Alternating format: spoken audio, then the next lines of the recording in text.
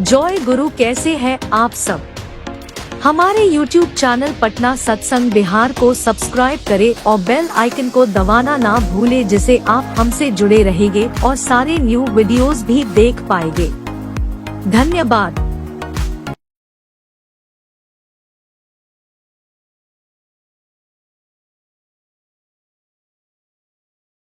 बरसात की एक काली रात थी। आसमान में बादल गरज रहे थे। हवा ऐसी चल रही थी मानो किसी अनहोनी का संकेत दे रही हो। पूरा घर नींद में डूबा था, लेकिन एक कमरे में एक पिता की आंखों से नींद कोसों दूर थी। उनका मन बेचैन था, क्योंकि उन्हें डर था कि उनका इकलौता बेटा अब उनसे दूर होता जा रहा है।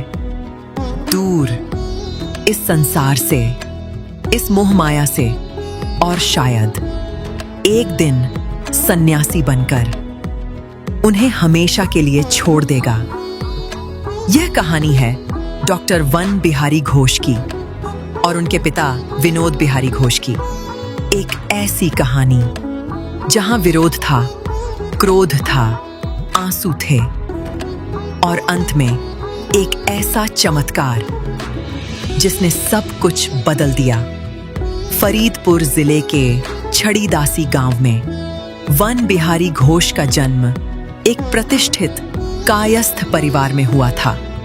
तेज बुद्धि, शांत स्वभाव और भीतर से बेहद संवेदनशील, डॉक्टरी की पढ़ाई करते करते उनका संपर्क क्रांतिकारियों से हुआ। वो समय अंग्रेजी हुकूमत के खिलाफ संघर्ष का था। चारों ओर गुप्त बैठकें, क्रांति की योजनाएं और युवाओं के भीतर उबलता हुआ जोश। लेकिन वन बिहारी का मन धीरे धीरे किसी और दिशा में मुड़ रहा था, क्रांति से आगे, भक्ति की ओर। उनका आना जाना बेलूर मठ में शुरू हो गया।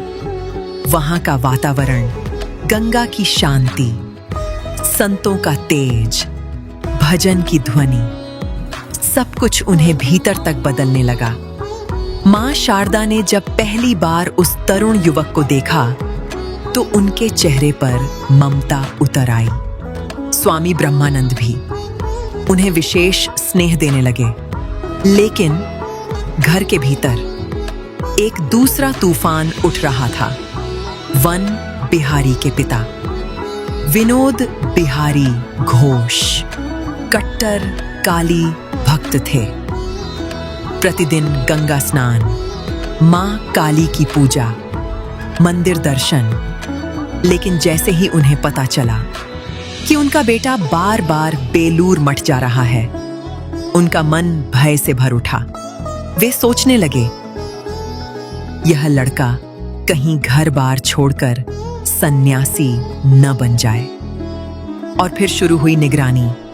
घर लौटने का समय तय, बाहर जाने पर रोक, दोस्तों पर नजर।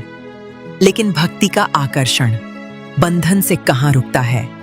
वन बिहारी अवसर मिलते ही बेलूर मठ पहुंच जाते। धीरे धीरे उनका मन दीक्षा लेने के लिए व्याकुल हो उठा। स्वामी ब्रह्मानंद से दीक्षा की तिथि भी निश्चित हो गई। लेकिन तभी अचानक स्वामी जी अस्वस्थ पड़ गए। तिथि टल गई और शायद भाग्य किसी और दिशा में आगे बढ़ रहा था।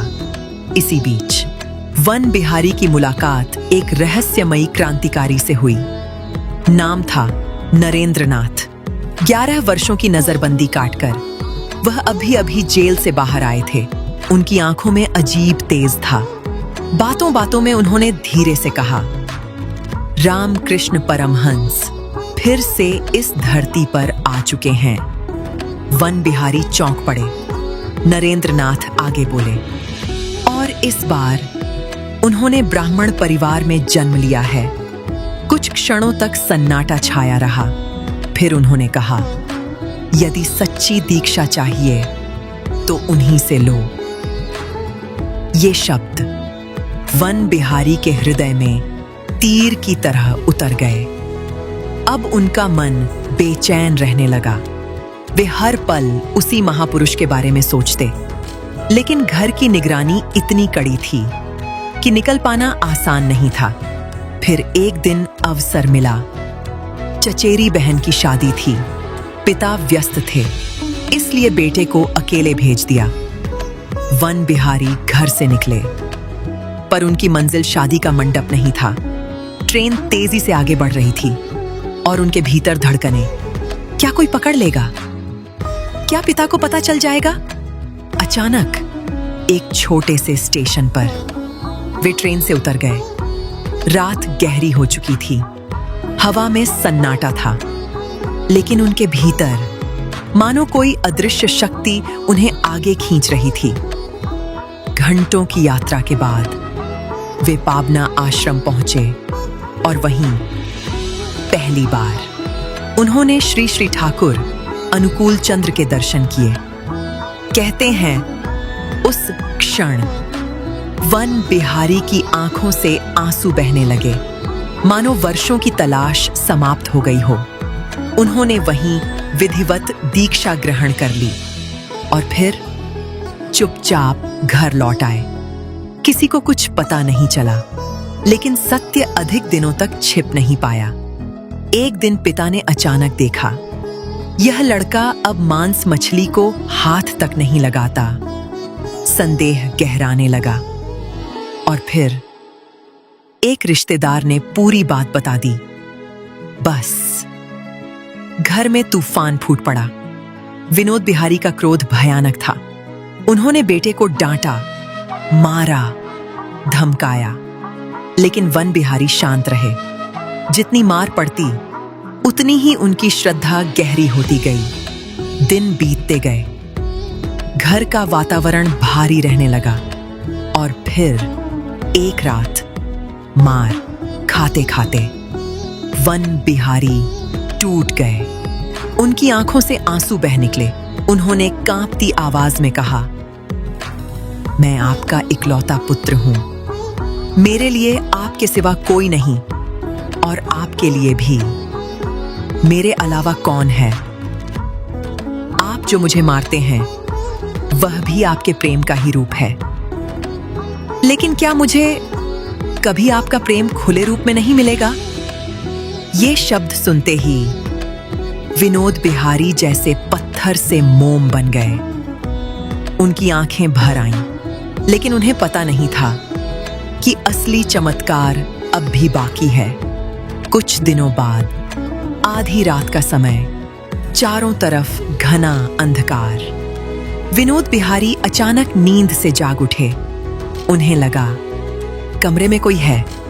फिर जम जम जम पायल की आवाज।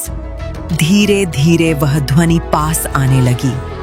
उनका शरीर कांप उठा और तभी उन्होंने देखा साक्षात मां काली उनके सामने खड़ी हैं, दिव्य तेज से चमकती हुई। विनोद बिहारी स्तब्ध रह गए। मां ने गंभीर स्वर में कहा, ठाकुर, अनुकूल से दीक्षा लो। और अगले ही क्षण सब कुछ गायब हो गया। सुबह होते ही विनोद बिहारी ने अपने पुत्र को जगाया। उनकी आवाज बदली हुई थी, क्रोध गायब था। उन्होंने कहा, चल, मैं तेरे ठाकुर के पास चलूंगा। वन बिहारी स्तब्ध रह गए। उन्हें लगा शायद वे सपना देख रहे हैं। उन्होंने डरते डरते पूछा, क्यों? तब पिता बोले, मां, काली ने आदेश दिया है। बस यह सुनते ही पुत्र की आंखें छलक उठीं। जिस पिता ने कभी उन्हें मारा था, आज वही पिता स्वयं ठाकुर के चरणों की ओर चल पड़े थे। दोनों साथ निकले, हाथ में फल फूल लिए, और जब ठाकुर के सामने पहुंचे तो वातावरण अद्भुत हो उठा। विनोद बिहारी की आंखों से आंसू बह रहे थे। उन्होंने वहीं बैठकर ठाकुर अनुकूल चंद्र से दीक्षा ग्रहण कर ली। उस दिन जीत किसी तर्क की नहीं हुई थी। जीत हुई थी प्रेम की, एक पुत्र के धैर्य की, उसकी श्रद्धा की और उस विश्वास की जो अंततः पत्थर जैसे हृदय को भी पिघला देता है।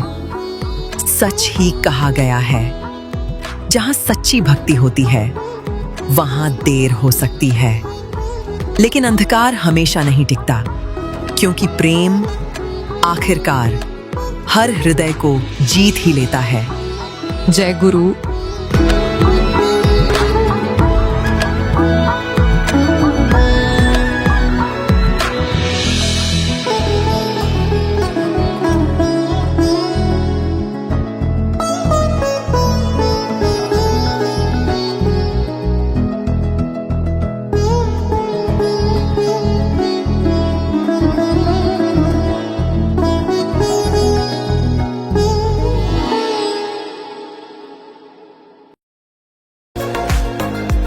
जय गुरु। अगर हमारा वीडियो आपको अच्छा लगा तो हमारे YouTube चैनल पटना सत्संग बिहार को सब्सक्राइब करें और बेल आइकन को दबाना ना भूले, जिससे आप हमसे जुड़े रहेंगे और सारे न्यू वीडियोस भी देख पाएंगे।